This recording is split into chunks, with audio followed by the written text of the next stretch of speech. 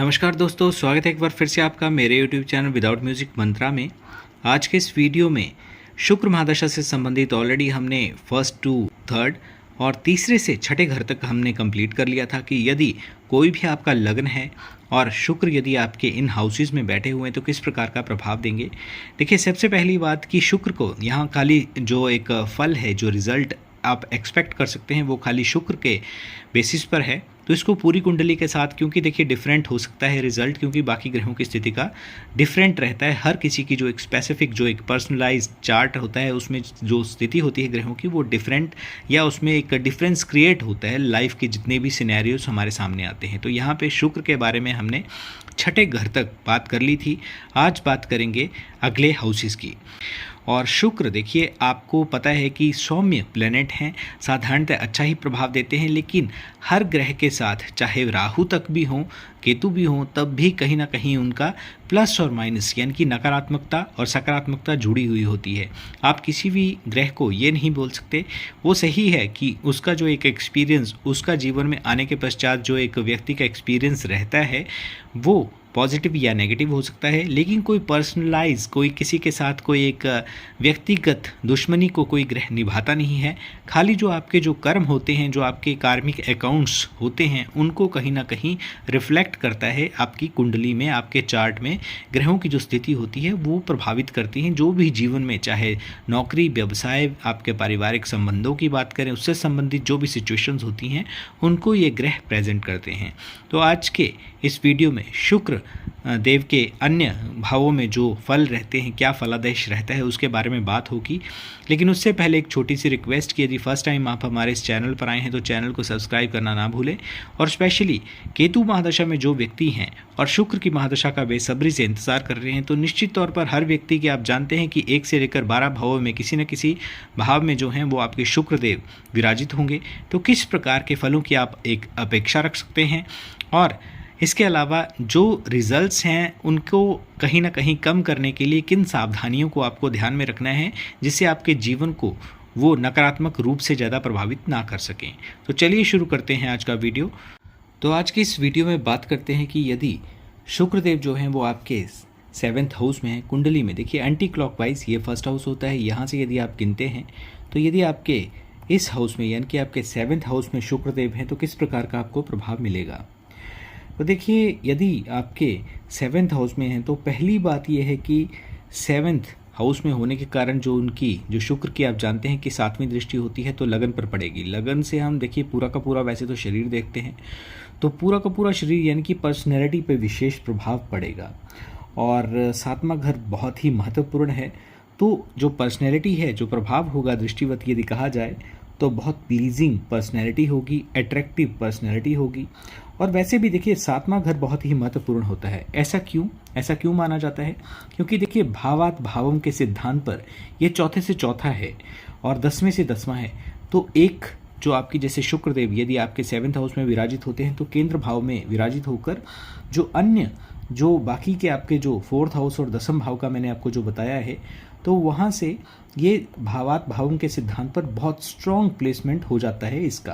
तो यदि आपके इस भाव में शुक्र हैं तो सबसे पहली बात यह है कि बढ़िया एसेट्स की बात करें या करियर में बहुत ऊंचे लेवल पर व्यक्ति जो है वो पहुंच सकता है। और चाहे मटेरियलिस्टिक चीज़ों की बात की जाए, हाई स्टैंडर्ड की तरफ विशेष ध्यान रहता है व्यक्ति का। और एक नहीं बल्कि अनेक जो रहने का निवास स्थान होता है यानी कि मकान बहुत ज़्यादा होते हैं। और यदि शुक्र यहीं पे यानी कि आपके 7th हाउस में ही विराजित हैं और यहाँ पे उच्च के आपके शुक्र हैं तो मालव्य योग भी बनाएगा। और साथ में चौथे से चौथा और 10वें से 10वां होने के कारण सुखों में, एसेट्स में वृद्धि निरंतर होती चली जाती है, करियर में निरंतर प्रगति होती है। और स्पेशली देखिए मटेरियलिस्टिक जितनी भी वस्तुएं होती हैं यदि उनके लिहाज से कहा जाए तो बहुत ही शुभ ये प्लेसमेंट मानी जाती है, बहुत अच्छी प्लेसमेंट ये मानी जाती है। लेकिन दिक्कत कहाँ पर आती है? देखिए दिक्कत भी होती है, जैसे मैंने हर अपने वीडियोज़ में आपको बताता हूँ कि हर ग्रह का कहीं प्लेस्ड होना कहीं ना कहीं दो पक्षों को उजागर करता है, पॉजिटिव और नेगेटिव। तो यहाँ पे दिक्कत होती है स्पेशली अपनी खुद की जो एक पर्सनल लाइफ होती है उसमें। अब ये स्थिति उसमें भी देखिए स्पेशली आफ्टर 38 ईयर्स, 38 वर्ष से पहले किसी प्रकार की कोई संभावना या इस प्रकार के कोई अंदेशा नहीं बनता, लेकिन उसके पश्चात जो है इस तरह की एक परिवर्तन देखने को मिलता है जीवन में। स्पेशली जीवन साथी के साथ एक परस्पर विरोधाभास शुरू हो जाता है। और युवा अवस्था में देखिए उस दौरान कोई भी किसी प्रकार की कोई दिक्कत नहीं होती है, लेकिन लाइफ का जो एक मिडल फेज कहें या यूं कहें कि अधेड़ अवस्था जो होती है उसमें परेशानी विशेष तौर पर बनती है।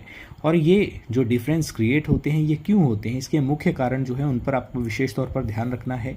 सबसे पहली बात जो है आपका एक्स्ट्रा फ्लर्टेशियस नेचर होना, ये कारण हो सकता है। सेकेंडली यदि मदर साथ में रहते हैं तो एक प्रभाव भी रहता है चंद्र का और एक परस्पर तालमेल नहीं बैठ पाता। तो extra care of your mother, यानी कि बहुत ज़्यादा आप मदर को यदि केयर करते हैं, एक जो आपके लाइफ पार्टनर हैं उनको कहीं ना कहीं आप समय नहीं देते हैं, तो ये दूसरा कारण हो सकता है डिफरेंस क्रिएट होने का। बहुत ज़्यादा यदि आप अपने काम की तरफ ध्यान देते हैं, काम तो देखिए वर्क तो करना होता है, लेकिन वर्क एल्कोहलिक यदि व्यक्ति हो जाता है तो कहीं ना कहीं यदि अपने परिवार को, फैमिली को समय नहीं देता है, तो जो डिफरेंस है वो with the period of time आता चला जाता है।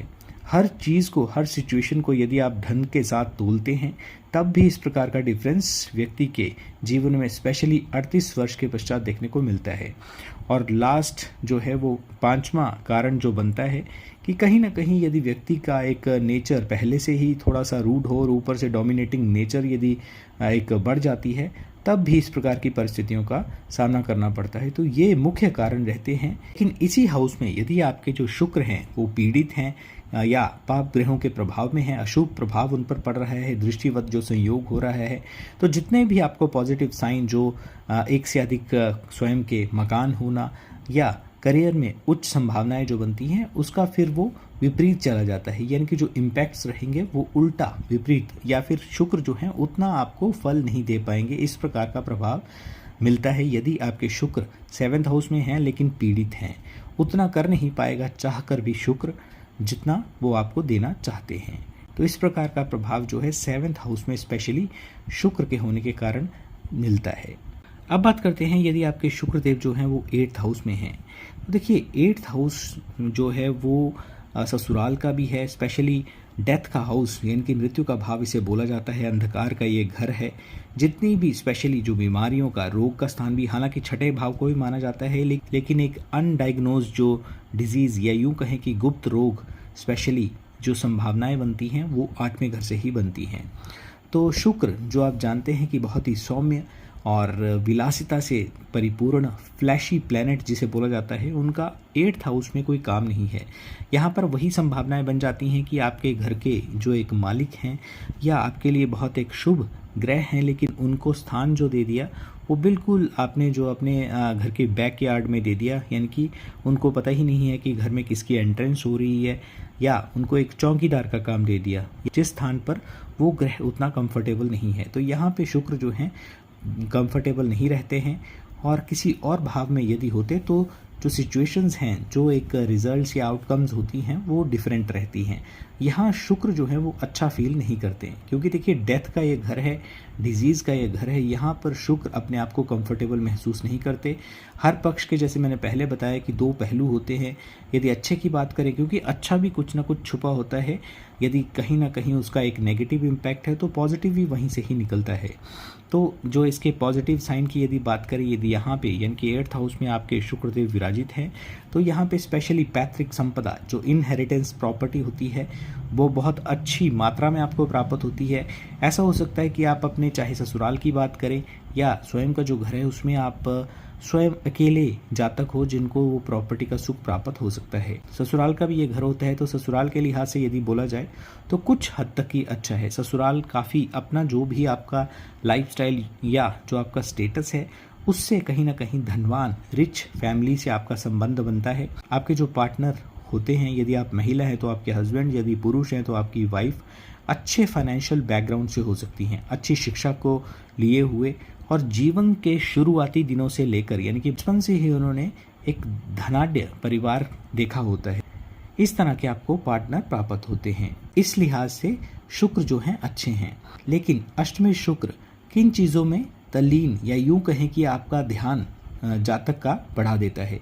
देखिए सीक्रेट से भी ये भाव जो है वो संबंधित है, तो गुप्तता से संबंधित आप जरूर आपका एक इंटरेस्ट बनेगा, चाहे आप कोई सीक्रेट फ्रेंड्स हों, आपके कई तरह के जो एक राज हैं वो संबंधित रहते हैं समय समय पर with the period of time. जैसे जैसे आयु आगे बढ़ती है वो चीज़ों की तरफ एक इंटरेस्ट जरूर व्यक्ति का बढ़ता है। सीक्रेट एक्टिविटीज़ यानी कि अपने तक ही सीमित जो होती हैं वो व्यक्ति रखता है। इसके अलावा सीक्रेट प्लेजर जिसे कहा जाता है वो भी कहीं ना कहीं इसी भाव से संबंधित है, और वो भी व्यक्ति का रुझान उस तरफ बढ़ता चला जाता है। धीरे धीरे जैसे मैंने पहले बताया कि with the period of time ये एक्टिविटीज़ बढ़ती चली जाती हैं। ध्यान सिर्फ इस बात का रखना है कि ये जो एक एक्टिविटीज़ जो बढ़ती चली जा रही हैं आयु के साथ, वो आगे चल के एक एडिक्शन का रूप ले सकती हैं, जिसके कारण आपका जो इसका प्रभाव आता है स्पेशली वैवाहिक जीवन जो है उसमें कहीं ना कहीं उलझन, असमंजस या दूरी, सेपरेशन और कभी कभी जो है वो डाइवोर्स तक की सिचुएशन भी बन जाती है। तो ध्यान रखना है। ध्यान किस चीज़ का रखना है? देखिए पहली चीज़ ये है कि मोर देन वन पार्टनर ऐसी स्थितियों में प्रबलता लाती है, जो ये यहाँ पे यदि शुक्र की स्थिति हो तो उस चीज़ से आपको बचाव रखना है। सेकेंडली आपका ये दूसरा घर है, 7th हाउस है, यानी कि ये यदि हम 7th हाउस यहाँ पे आपके जो शुक्र को यदि काउंट करें तो यहाँ से दूसरा भाव ही बनता है। तो दूसरा हाउस है यहाँ से 7th हाउस से, और इसी कारण देखिए आपके जो इन लॉज हैं, क्योंकि ससुराल का भाव है 8वां भाव, और आपके जो इन लॉज हैं वो काफ़ी रिच हो सकते हैं, पार्टनर काफ़ी खर्चीले हो सकते हैं, जो उनका एक लाइफस्टाइल है वो कहीं ना कहीं आपसे ऊपर ही होगा।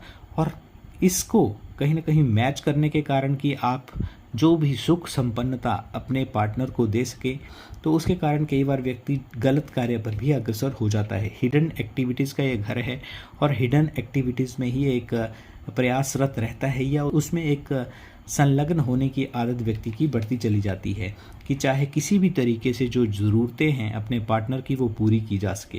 तो इसके लिए चाहे रिश्वत लेनी पड़े, तो इस तरह की गतिविधियों में भी व्यक्ति समय के साथ संलग्न होता चला जाता है। तो इन चीज़ों से आपको बचाव रखना है, जो डिफरेंस क्रिएट होने का कारण भी बनेगा, क्योंकि आपने तो देखिए अपने पार्टनर के लिए किया, लेकिन वहीं यदि आप उस गलत गतिविधि के कारण समाज में आप बदनाम हो जाते हैं तो उस दौरान पार्टनर भी आपके साथ नहीं रहेंगे, साथ नहीं देंगे। इसके अलावा देखिए जितनी भी हिडन चीज़ें होती हैं, हिडन चाहे डिजीज़ यानी कि चाहे ऐसे रोगों की जिनका कोई डायग्नोज ना हो, इस तरह की संभावनाएं बनती हैं। हिडन वेल्थ यानी कि कोई ऐसी संपदा जो आपको कोई ज्ञान नहीं था, लेकिन एकाएक आपके जीवन में परिवर्तन हुआ और वो धन आपको मिल गया। हिडन अफेयर्स, इस तरफ भी व्यक्ति अग्रसर रहता है। ये 110% आप लेकर चलें, ऐसी जो एक संभावनाएं बनती हैं वो जीवन के किसी न किसी पड़ाव पर स्पेशली देखने को मिलती हैं। और यदि 38 वर्ष के पश्चात ऐसी संभावनाएं बनती हैं तो फिर वैवाहिक संबंधों में एक रिक्तता या असमंजस या सेपरेशन की भी संभावनाएं साथ के साथ बनती हैं।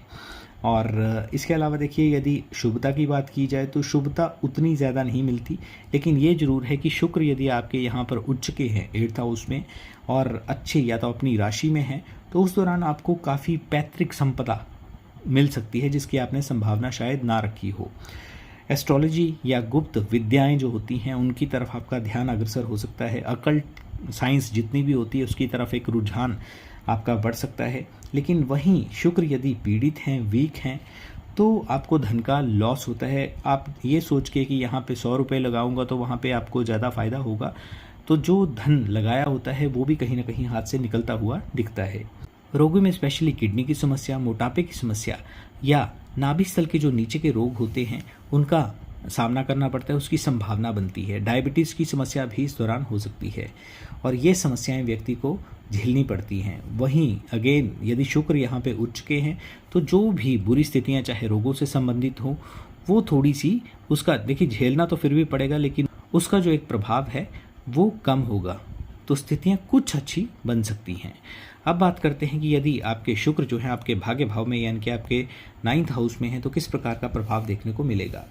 देखिए यदि आपके 9th हाउस में शुक्र हैं तो ये स्पेशली गुरु का घर है, तो विरोधी स्पेशली देखिए वैचारिक मतभेद है गुरु बृहस्पति के साथ। और यहाँ पे यदि शुक्र की बात करें तो फिर भी कंफर्टेबल महसूस करते हैं, क्योंकि देखिए दोनों गुरु हैं। साधारणतः आप जानते हैं कि शुक्र जो है वो दैत्य गुरु हैं और जो बृहस्पति हैं वो देव गुरु हैं। तो शुक्र 9th हाउस में अच्छा ही माना जाता है। मुख्यतः यदि देखिए दोनों गुरुओं का जो एक समावेश हो रहा है कि शुक्र यदि इस घर में आते हैं तो व्यक्ति हाई लर्निंग की तरफ अग्रसर होता है, और जो एक झुकाव होता है व्यक्ति का वो अध्यात्म या स्पिरिचुअलिटी की तरफ भी रहता है। ज्ञान लेना चाहता है व्यक्ति, चाहे कहीं से भी मिले। स्पिरिचुअलिटी की तरफ जो ध्यान होता है, देखिए ज़्यादा चाहे वो व्यक्ति रिचुअल्स या यूं कहे कि एक जो डीप नियम होते हैं उन पर ना चले, लेकिन फिर भी जो कोर आंतरिक रूप से अध्यात्म के साथ जुड़ाव होता है, मेडिटेशन भी व्यक्ति जरूर करता है इस सिचुएशन में जब भी शुक्र जो है 9th हाउस में होते हैं, और करनी भी चाहिए। शुक्र और गुरु का जो एक ये समन्वय बन रहा है, या यूं कहें कि एक स्पिरिचुअलिटी जीवन में होगी, लेकिन साथ में शुक्र का भी तो असर रहेगा। तो आप समझ सकते हैं कि शुक्र की जो गुण रहते हैं मूलभूत, यानी कि विलासिता हो गई, ऐश्वर्य हो गया, वो जीवन में रहेगा। यानी कि आपको हाई लर्निंग भी आपको करनी है, झुकाव रहेगा उस तरफ, चाहे किसी भी विषय की हो। कोई एक स्पेसिफिक आप सब्जेक्ट नहीं ले सकते, बल्कि ज्ञान ऐसा इंसान समेटना चाहता है। किसी भी विषय का यदि कोई ज्ञान हो, नॉलेज हो, तो उसको अपने अंदर समेट कर रखना चाहता है। और निश्चित तौर पर एक ज्ञानवान पुरुष जैसे जैसे आयु आगे बढ़ती है तो ये जो प्रभाव है वो दिखना शुरू हो जाता है व्यक्ति में। ऐसे व्यक्ति देखिए गुरुओं की तरह व्यवहार करते हैं, और उनकी जो एक सामाजिक छवि या यूं कहें कि इमेज होती है वो होती भी ऐसी ही है। आपका जो एक नॉलेज होता है उसके कारण समाज में आप एक नॉलेजेबल यानी कि एक ज्ञानी पुरुष, ज्ञानी इंसान के रूप में जाने जाते हैं, और विदाउट एनी डाउट वो ऐसे होते भी हैं। किसी भी विषय से संबंधित यदि आप उनसे वार्तालाप करें तो जाने कितने ही समय तक उस विषय पर, उस सब्जेक्ट पर, उस टॉपिक पर वो निरंतर बात कर सकते हैं। इसके अलावा ऐसी स्थिति में जब भी शुक्र जो है 9th हाउस में होते हैं तो दूर देशों की यात्रा होती भी है, और अच्छा फल देने वाली होती है। दूर देशों की यात्राएं या दूरस्थ स्थान, यदि विद इन इंडिया भी हो तब भी दूरस्थ स्थान पर यात्राएं होती हैं। और ये जो यात्राएं होती हैं, अगर ज्ञान डिलीवर, जैसे आप जानते हैं कि जब ज्ञानी व्यक्ति होता है तो कहीं ना कहीं जैसे लेक्चर के लिए यदि आपको किसी विषय से संबंधित डिलीवर करने के लिए आपको बुलाया जाता है, तो यदि ऐसा कोई कार्य हो आपका तो और भी आपको फलदायी या दिन दुगनी रात चौगनी तरक्की देने वाला हो सकता है। अच्छे रिजल्ट आपको मिलते हैं, फायदेमंद रहती है ऐसी सिचुएशन। विदेश से कोई संबंधित जॉब आप कर सकते हैं, विदेश सचिव स्तर की जॉब कर सकते हैं। यानी कि जितना ज़्यादा ज्ञान आप अंदर अपने रखेंगे, समावेश करेंगे, उतना ही आपको जो एक आपकी जो डेजिग्नेशन होगी, आपकी जो एक पोस्ट होगी, वो उतनी ही अच्छी आपको मिलेगी। आप किसी संस्था के एक डेलीगेट हो सकते हैं, डिप्लोमेट का आप कार्य अच्छी तरह से कर सकते हैं। यानी कि डिप्लोमेट का जो मैंने वर्ड बोला है वो एक नपी तुली बात। आप साधारणतः यदि आप जॉब ना भी करें तब भी आप जैसे समाज में ये जो बात करेंगे वो नपी तुली होगी, लेकिन सटीक बात करने की जो एक कला होती है, जिसमें कई बार व्यक्ति जो है वो सीधा सीधा मुंह फट होके बोल देते हैं, लेकिन यहाँ पे ऐसी बात बोलेंगे जो आपके द्वारा बोली गई कोई बात जो है वो बुरी नहीं मानी जाएगी। यानी कि एक जिस विषय पर एक स्टिक रहता है व्यक्ति, यानी कि जो कहना चाहता है वो कहकर ही रहता है, ये सटीक बात होती है। ऐसी विशेषता ऐसे लोगों में पाई जाती है। इसके अलावा देखिए, चाहे यदि आपका दायरा छोटा हो या विदेश तक आपका जाना आना है तो उस दौरान भी, क्योंकि देखिए बाकी ग्रहों की स्थिति पर भी डिपेंड करता है, लेकिन यदि आप एक स्थानीय क्षेत्र तक भी सीमित होंगे तब भी फेम बहुत होगी, प्रसिद्धि बहुत मिलती है। और आप शिष्य बनाएं या ना बनाएं, लेकिन लोग जो है आपको वो एक मेंटर या यूं कहें कि गुरुतुल्य मानेंगे। कई विषयों पर आपसे सलाह भी लेंगे, और आपके द्वारा दी गई सलाह कहीं ना कहीं उनके लिए भविष्य के लिए सुखद भी रहेगी। जीवन साथी भी अच्छा मिलता है, नॉलेजेबल होता है, रिच होता है, और फॉरेन से यानी कि विदेश से उसके रूट्स जो हैं वो जुड़े हुए रहते हैं। यदि बच्चों की बात करें तो देखिए बहुमुखी गुणों से संपन्न ऐसे जातक के जो बच्चे होते हैं, बाय बर्थ बहुत सी क्वालिटीज़ उनके अंदर होती हैं, और इंटरनेशनली ट्रैवलिंग बहुत ज़्यादा होती है, और इंटरनेशनली फेम भी बहुत ज़्यादा दिला सकता है। लेकिन ये स्थितियाँ तभी हैं ये शुभ हों, यानी कि अपनी राशि में हो या उच्च के यदि शुक्र हों तो बहुत शुभ स्थितियाँ बनती हैं। महिलाओं का साथ स्पेशली आपको मिलता है, और भी महिलाओं से संबंधित कोई कार्य करेंगे या उनको साथ में लेकर चलेंगे तो वो भी एक भाग्य खोलने वाली बात आपके लिए जीवन में होगी। और कई बार ऐसी स्थिति देखी जाती है कि जो विवाह के पश्चात जब किसी महिला का जीवन में आना होता है तो उसके पश्चात ही भाग्य का एक जो बंधा हुआ ताला, जो आपने सोचा नहीं होता है कि इस प्लेटफॉर्म तक या इस ऊंचाइयों तक, इन हाइट्स तक आप पहुंच सकते हैं, तो वो देखने को शादी के पश्चात ही मिलता है। यानी कि यूं कहा जाए कि लेडी लक का साथ आपको मिलता है तो कोई गलती नहीं होगी, उसमें कोई अतिशयोक्ति नहीं होगी।